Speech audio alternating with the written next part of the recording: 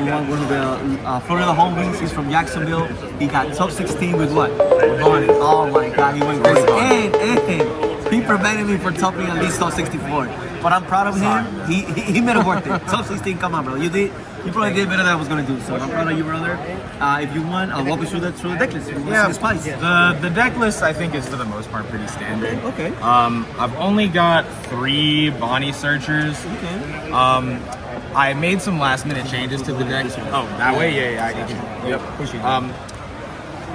We made some last minute changes at the very, very end. I figured that because I play less kids than the average Bonney deck, I figured that one less searcher probably wouldn't hurt too much, and I put a card that was definitely more high impact in the smokers over that 4th Bonney and then over the 2nd kid, which I see later. But 3 searchers I think is great for consistency. The only time I ever whiffed off of it was, go figure, in my top 16 match versus the Purple Luffy. So sad, but you know, it was a good game regardless. After that, I've got 3 Rouge. I think it's actually crazy. Going second, like, it makes everything so much better. You get to play way tighter on all of your Dawn turns. You get to use everything and then just get the Dawn back at the very end. My deck plays a ton of blockers, which is why I probably should have ended up going with 2 kids, but we'll get to that later. I think the Rouge is crazy. It's one of my favorite cards in the deck. It allows you to starve better because you get like more efficient swings into your opponent's board. A lot of the time you know you're leaving the 1 Dawn up just so you have it, and so you might have these like real non-committal swings, you know, swing 5 into 5, you know, 6 into 6.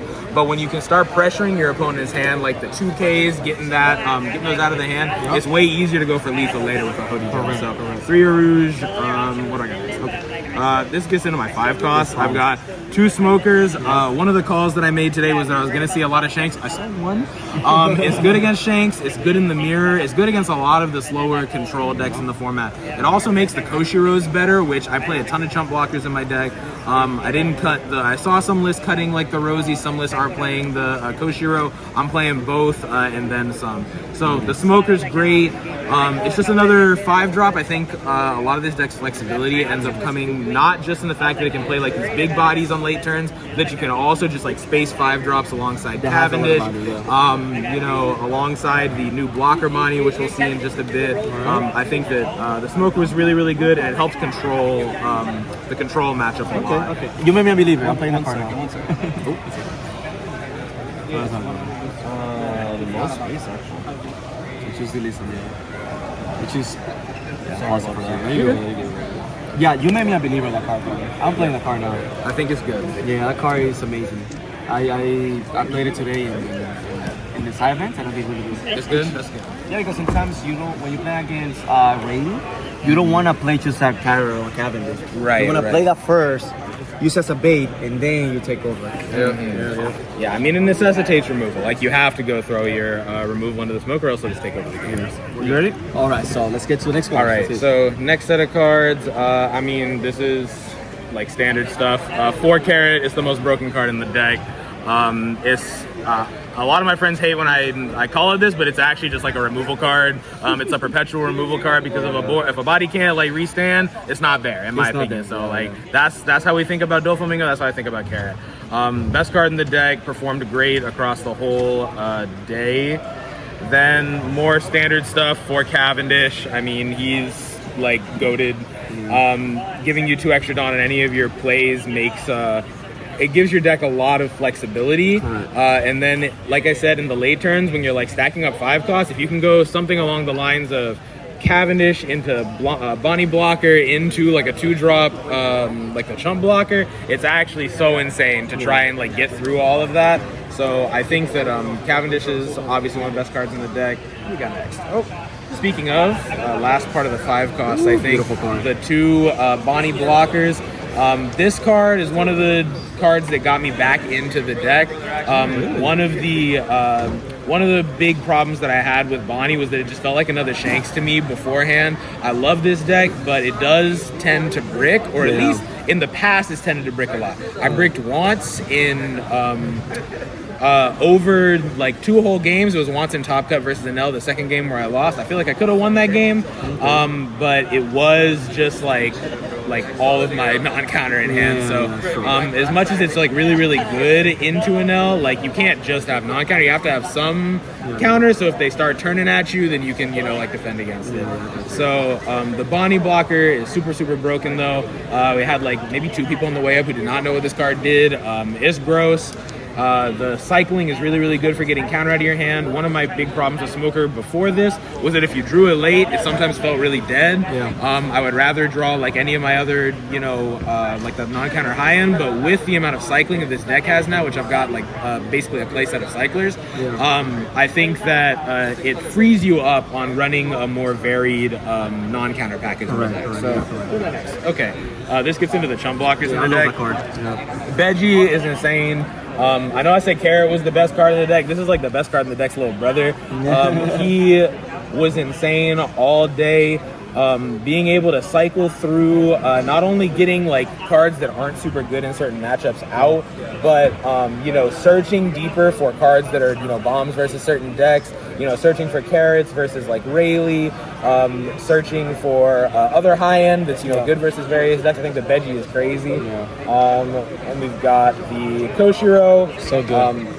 Koshiro is crazy. The fact that this card can protect itself is criminal. If you have 2 of them, you can just like rest them both and they protect each other. It's insane. If they get blown up at the same time. So that's how it works. They don't leave the board or nothing. It just rests. Nope, they just rest each other. My God. It was super good versus the Arc Maxim, the top cut NL player played super cool card. Never read it before. I was like, wait, this card's awesome. And I assume it's for Rayleigh, but it's also really good versus the deck of a lot of chump blockers like Bonney. But the Koshiros were able to sort of hold out. The stage, right? The stage, yep. Next time we got Rosinante. Lot of rested green cards in this deck. Rosinante, I mean, he's a time-worn classic. I played 1 kid in the list, so I did want to have Rosinante. I probably should have played more kid, but like I said, we'll get to that. The Rosinante, good all day. It was good to have these 8 like chump blockers, because any time where I was sort of like struggling on tempo, I was able to play maybe like a mid-sized body and then 1 or 2 blockers, and then hold off for a turn, force my opponent to deal with my board, and then they'd play into Shanks or Dofi, and that's what got me a lot of my wins. There you go. Next, okay. I was capping a little bit. This might be the best card of the deck. Hody Jones. Hody Jones is gross. You should play him at 4 copies. If you're playing him at less than 4 copies, I don't know what's up, man. This card is it's so crazy. I think the good thing about Hody Jones is that there are a lot of decks who are trying to like go into your board. There are a lot of decks that are trying to maybe like starve you out, or if they're trying to swing at your board, you can get kind of greedy and you counter early, because Hody will just basically draw you the card back that you countered with. So I was able to aggressively counter in a lot of matches, which led to a lot of victories. Only time it didn't work was top 8 versus the Purple Luffy in the last game for top 16. But Hody's crazy, closed out a ton of games today. And more than that, it was a great tempo card. If you can drop this card exactly on 7, especially if you have a Smoker, a Cavendish, or a Rouge to back it up, you still get the Dawn back. It's a crazy tempo swing. I don't think you should be afraid to take life in this deck, like, ever. I've played so many games where I just, like, immediately will go down to 3, 2, 1 life, and then I'm comfortable. You got me off guard. When you did that, you were taking, like, hit aggressively. It was like, wow, but you had, like, 9 cards in hand, so now I'm playing your game. Exactly. We'll play, yeah. Okay. Mihawk was crazy. It helps you set up for a lot of those, like, when I was talking about like these like 5 Dawn 10 cost turns, so you're playing multiple 5 Dawn cards, Mihawk is kind of like the high roll for those turns, because he's basically a 4 cost 8k blocker, which is crazy. Insane. It does the same thing, but it protects your board. So if people are swinging at or like equal at Carrot, equal at Smoker, equal at Cavendish, Mihawk is a free block, which is huge for the deck. Helps you retain a lot of cards in your hand, and it makes your opponent's swings really, really awkward. If your opponent like puts a lot of Dawn on their characters just to get big swings in, I'll just take the life. I think that's fine. And then they have overcommitted for for whatever swings they're trying to go for, and it's probably going to neuter their play for the rest of the turn. So Mihawk was great. It's a way to sort of reset like the baseline to 8, just like Kid does. I was super happy with this card. At 3, that's interesting. Most lists at 4. I see a lot of lists at 4. I tried to be really, really careful with the non-counter. I think I'm at 14. Okay. I wanted my deck to like never break, and so like I said, only 1 brick over 2 days. I think I'm fine with that. Yeah. Where in the past, dude, I'm bricking like every other round. Like I'm hoping my opponent never wants to like go face. So, the one kid. There you go. He won me my second game versus Purple Luffy and Top Cut. Came up just at various other points in the day, but I think I probably could have played a little bit more into Kid. So I think in an ideal world, if I changed anything from this deck, I'd probably bump Kid up to 2, especially with this amount of like chump blockers, because you're almost always going to have a chump blocker to play off of the Kid. And so I think it's a good call, but I think that a mistake a lot of Bonney players make is leaning too heavily into this card, especially in matchups where it doesn't win, or they'll have it be the only thing they're trying to play towards in a matchup where it does win, but they can like search a card that beats it. So for example, versus Rayleigh, people will just like mindlessly like go into Kid and they'll be like, okay, Kid's gonna win me this game solo. And then the Rayleigh will go, okay, 1 Dawn, Buggy, search the mole pistol, because it's always in their top 5, right? And then now your Kid is a 3, and it's kind of a liability because they're going to, minus the Kid, blow up your little blocker, and then your whole play is basically gone. So I think, honestly, for me, with I turned what was a personal skill issue into a deck building issue. I think I'd play 2 Kid in the future just to be safe. I was really missing it versus Purple Leaf. Okay. Shanks, pretty obvious. I played 2. I don't worry too much about the Shanks matchup, but this is my card that I've got for it. I think that it's really, really good into control matchups, good into Shanks, good into Enel. I mean, you can just rest anything, kill anything. So I'm super happy with the Shanks. This card is part 2 of what a lot of Jacksonville people know as the Blood Ritual. Dofi Dofi Hody Jones. I did that probably 4 times over the course of this weekend. Dofi Hody Jones. Dofi Dofi Hody Jones. Yep. Jesus so Christ. You just double Dofi someone, Hody Jones. I don't think anybody's ever lived. Yeah. So this card super overperformed. Good into Zoro. Good into Rayleigh. Good into Enel. It's good into a lot of stuff. And I even played it versus Shanks to good effect, even though it's kind of weak to the pop Shanks, which they're running a lot of right now. But just getting the turns of tempo is really, really good with the Bill Flamingo. Yep. The rest of this should be the 2Ks for the deck. Yep. 4 X-Drake. This is for... Why that card 4? I usually see a 2, a 3. I think he is another playable 5 cost as part of your 5 cost suite. You can play him on curve because he restands the Dawn at the end of the turn, and it allows you to starve some of your harder matchups way better. So I did play against one Lucci. I saw an X-Drake. It was good. Unfortunately, I didn't see anything else. So that was why we lost that game. Okay. But I think it's really, really good. It puts pressure on Brooke, Kuzan, Rebecca, just like all of these things out the gate. Rebecca, swing the leader out to the Brooke. And it can also just randomly help, push for lethal versus people who are just like, relying on maybe like the 1 blocker. Even Bonney, the 1 Bonney, the 1 Rouge. You can X-Drake and then get through there. And it's just a 5K, 5-drop 5K, and it's a 2K counter, searchable. And it's a slash, so Koshiro protects it. So that's another thing that was really good for me.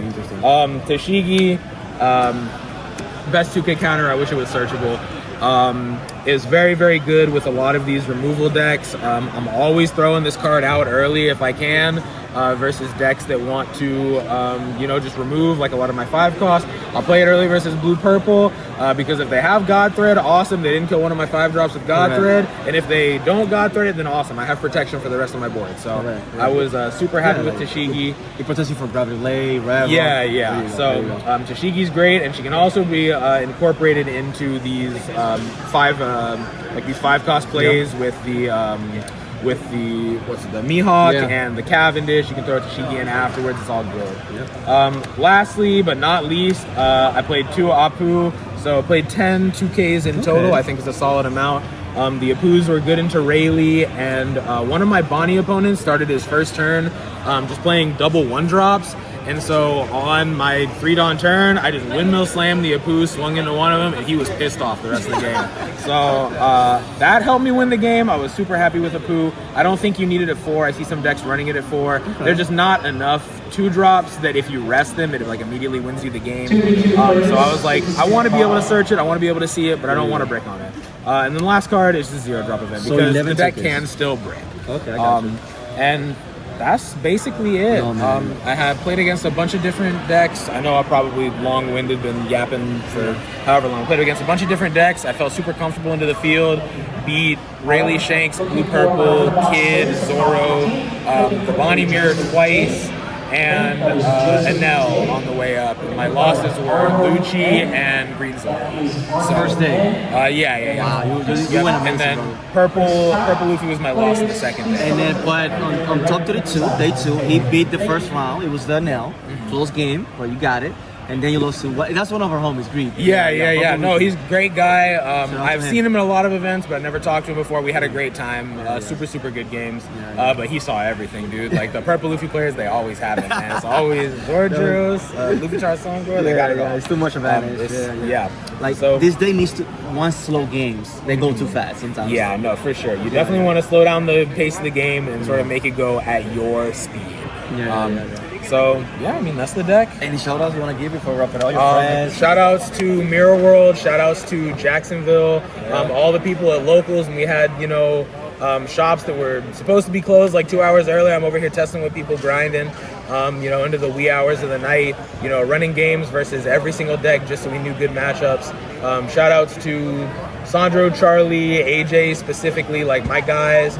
And if you weren't mentioned specifically, you know who you are. Shout out to my parents, and shout outs to God. Amen. So all of those things helped me, get to where I am.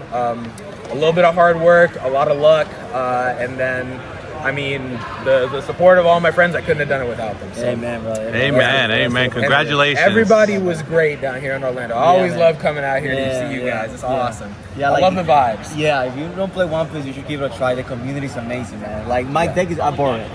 So, man, we're blessed. So, hey, guys, don't forget to comment, like, subscribe, share. Not only to our channel, but also Deckbox TCG. Yes. Bonney, also recording with us, putting the grind. And again, brother, congrats. Thank you. Thank you. Hey, beautiful, man.